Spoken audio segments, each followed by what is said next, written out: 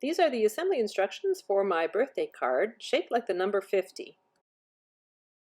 My base pieces are cut out of 80-pound cardstock in black. I have a score line in the center. I folded down on that score line. And then I have two other pieces that go on either side, and they are mirror images of one another.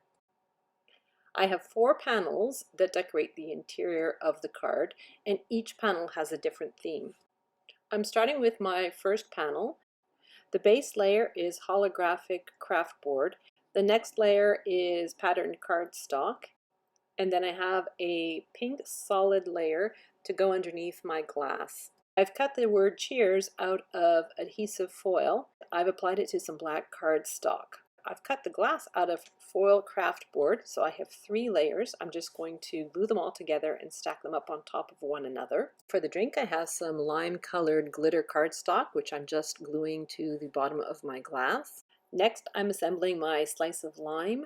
I have some layers for underneath my lime just to bring it up to the same level as my glass. So my lime consists of 2 pieces of cardstock. For the interior triangles, I've cut them out of green vinyl because it's easier to apply.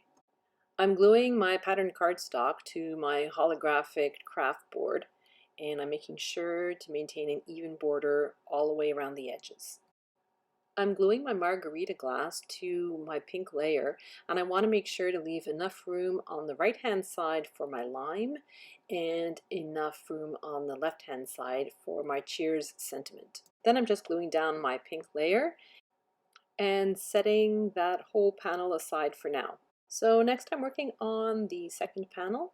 The second panel has a pop-up mechanism, and I'm just folding down on all the score lines for the mechanism. This piece is cut out of craft board. Next I'm putting glue on the panel that's just below the first set of holes that's cut out of my mechanism piece. And then I'm folding down on the score line that's just below them, and that will bring the second set of holes exactly on top of them. Next I'm inserting a rubber band around that bottom piece that I've folded over, and I'm inserting the rubber band into the holes through the little slits that are on the edge of my piece. I have that semicircle cut out at the very top, and I'm stretching my rubber band and winding it around that semicircle until my rubber band falls into those 2 holes that are at the base of the semicircle. I'm laying my mechanism flat on my craft mat with that flap that I glued together pointing upwards. And then I'm folding down that top panel and putting glue all over, including the semicircle. Then I'm folding the bottom of my mechanism upwards and gluing it to that top panel. So when I let go, my mechanism pops up. So again, I'm gluing my patterned cardstock to my holographic craft board. So next I have my happy birthday sentiment. The first layer is the pink holographic craft board. The next layer is yellow cardstock, and the final layer is glitter cardstock. And I'm just layering them up and gluing them down. Next, I'm grabbing my mechanism. I'm pushing down on it to make sure that the mechanism collapses towards me. That way, when the card is open, the sentiment will pop upwards. So I'm just flipping my mechanism over and putting glue on the bottom of it.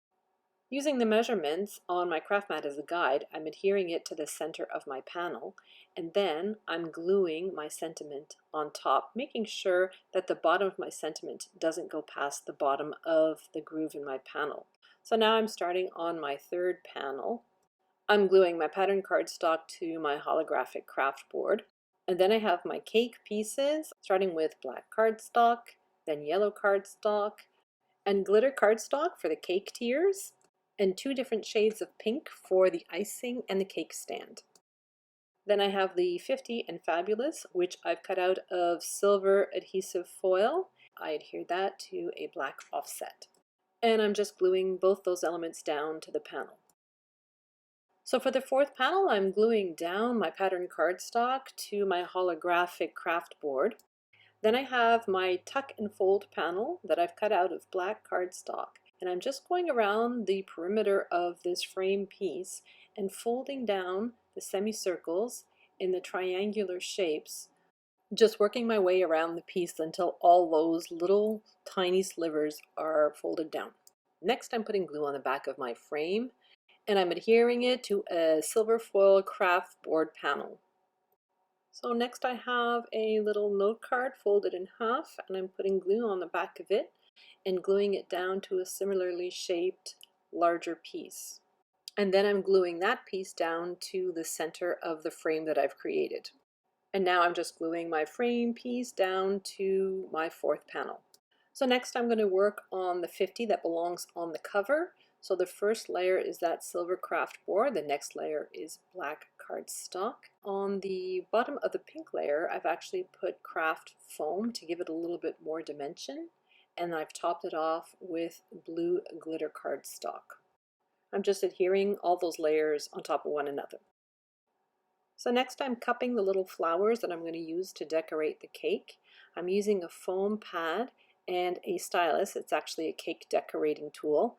And I'm using the ball end of my stylus to give dimension to my little flowers. Next I'm going through my collection of Nouveau drops, and I'm choosing the colors that would go best with the colors that are on my patterned cardstock. And then I'm creating little centers for my flowers using my Nouveau drops.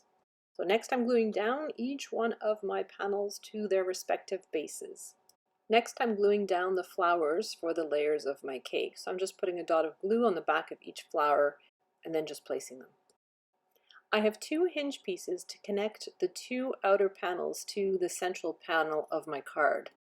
I'm just holding down on the score lines of my piece. I'm using my Cricut scraper tool to help me find the folds. I'm putting glue from the score line to the edge of the piece on the right hand side of my first hinge, and I'm flipping my middle panel over, and I'm gluing my hinge piece so that the score line is right at the edge of that panel. And then I'm putting glue from the score line to the left edge of that same hinge. I'm placing that panel that has the margarita glass on it so that it's face down on top of that middle panel. I want them so that they're even at the bottom and at the top. And I'm folding down my hinge piece so that the score line on the left is right along the edge of the panel with the margarita glass on it. So next I'm going to glue on the hinge that's on the right hand side. I'm putting glue from the score line to the edge.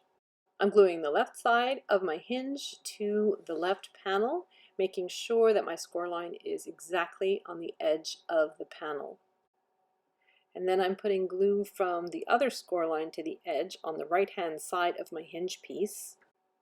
And again, I want my top and bottom to be even on both sides.